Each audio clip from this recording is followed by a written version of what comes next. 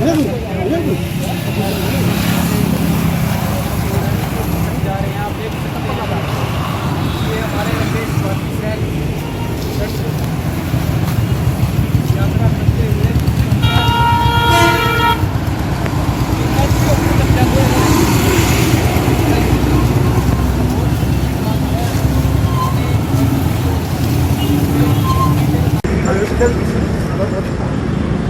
जी जी, मैं आज दंडवत यात्रा सत्याग्रह कर रहा हूँ। किस कारण?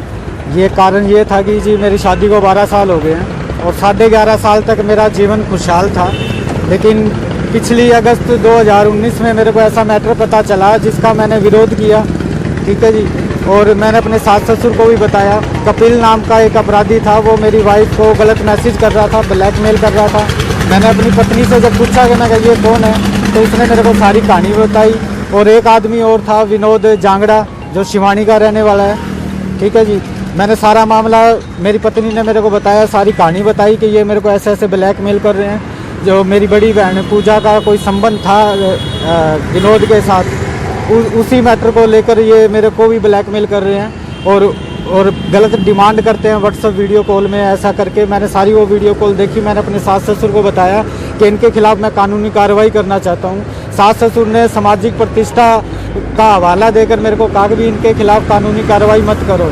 तो मैं भी कुछ दिन के लिए समझ गया और उस घटना के 6 महीने तक मेरी वाइफ मेरे साथ रही है। ठीक है जी, लेकिन विनोद जो है उसने मेरे को बार बार मुझे वीडियो कॉल करता था, मैसेज करता था। मेरे को इतना मानसिक प्रताड़ित कर दिया कि मेरे को कानून के अलावा और कोई दरवाज़ा ऐसा दिखाई नहीं दिया जहाँ से मैं और अपने परिवार को सुरक्षित रख पाऊँ। तो मैंने फैसला किया कि मैं इन दोनों अपराधियों के खिलाफ कार्रवाई करूँगा। लेकिन मेरे सास ससुर और मेरा जो साडू है उमेद सोलंकी, वो इस बात के लिए एग्री नहीं थे, क्योंकि वो ये सोच रहे थे कि हमारी सामाजिक प्रतिष्ठा को नुकसान पहुँचेगा इससे।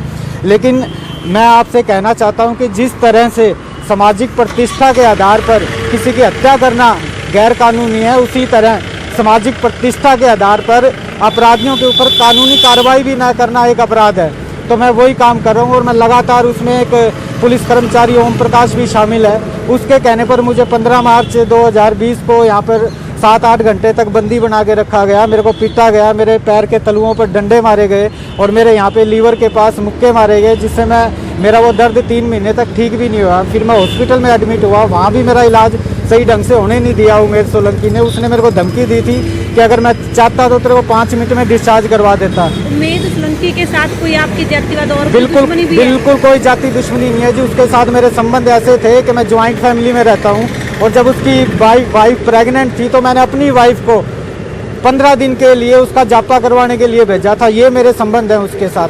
लेकिन दिक्कत क्या है कि जो मेरी साली के संबंध थे विनोद के साथ, वो उजागर ना हो जाएं, इस चीज़ को दबाने के लिए उमेद सोलंकी भी इस चीज़ में कूदा हुआ है और उसने मेरा पूरा परिवार उजाड़ दिया, जबकि 3 बार राजीनामा हो चुका है हमारे बीच में। इससे पहले आपने कहीं और शिकायत की? मैंने एसपी साहब को शिकायत कर रखी है जी। सीएम विंडो में 2 वो लगा रखी है एप्लीकेशन, लेकिन ऐसा कुछ नहीं होता। कोई आश्वासन नहीं मिला जी। झूठे आरोपों के आधार के ऊपर, सिर्फ बयानबाजी के आधार के ऊपर वो जांच कर रहे हैं। मैं कहता हूं कि इसकी जांच की जाए, टेक्निकल एजेंसी से इसकी जांच की जाए। सारा मामला फ़ोन का है, टेक्निकल एजेंसी से जांच क्यों नहीं करवाई जा रही है? सिर्फ मेरे बयान पर या मेरी पत्नी के बयान पर ही इसका वो पटाक्षेप क्यों किया जा रहा है? इस मामले का जांच तो हो नहीं रही है, नतीजे निकाले जा रहे हैं। मेरी प्रशासन से यही मांग है कि जो 2 अपराधी हैं जो ब्लैकमेल करते थे मेरी पत्नी और मेरी साली पूजा को, उनके खिलाफ कड़ी से कड़ी कार्रवाई की जाए। और जो ओम प्रकाश है पुलिस कर्मचारी, उसने यहाँ पर ड्यूटी ना होते हुए वो मेरे को यहाँ पर लेकर आया और उसके प्रभाव में हरप्रीत सिंह ने और भूपेंद्र सिंह ने मेरे को यहाँ बंदी बनाकर रखा, पीटा। जबकि भूपेंद्र सिंह उस वक्त 4 बजे शाम को दारू भी पी रहा था। और मैं वीडियो में साफ कह रहा हूँ कि आप मेरी भी जांच कराइए, मेडिकल जांच कराइए और भूपेंद्र की भी मेडिकल जांच कराइए। इसके बीच में आपकी पत्नी का क्या कहना है? मेरी पत्नी पूरी तरह से दबाव में है। हो सकता है उसकी गलतियां हो, ठीक है। मेरी पत्नी मेरे ससुर और मेरे सास के दबाव में है और मेरे साली के दबाव में है, मेरे जीजा के दबाव में है और उन 2 अपराधियों के दबाव में भी है। इसकी आपने किसी बड़े अधिकारी से शिकायत की है? जी, मैं सीएम तक, गृह मंत्री तक सबको लिख चुका हूँ, अनिल विज जी को भी मैं लिख चुका हूँ, लेकिन उसका अभी तक कोई जवाब नहीं आया। सीएम विंडो में ऐसी रिपोर्टें लगाई जा रही हैं कि मेरे को मानसिक प्रताड़ित करने के लिए वहाँ पर सीएम विंडो की रिपोर्ट में यहाँ खैरपुर चौकी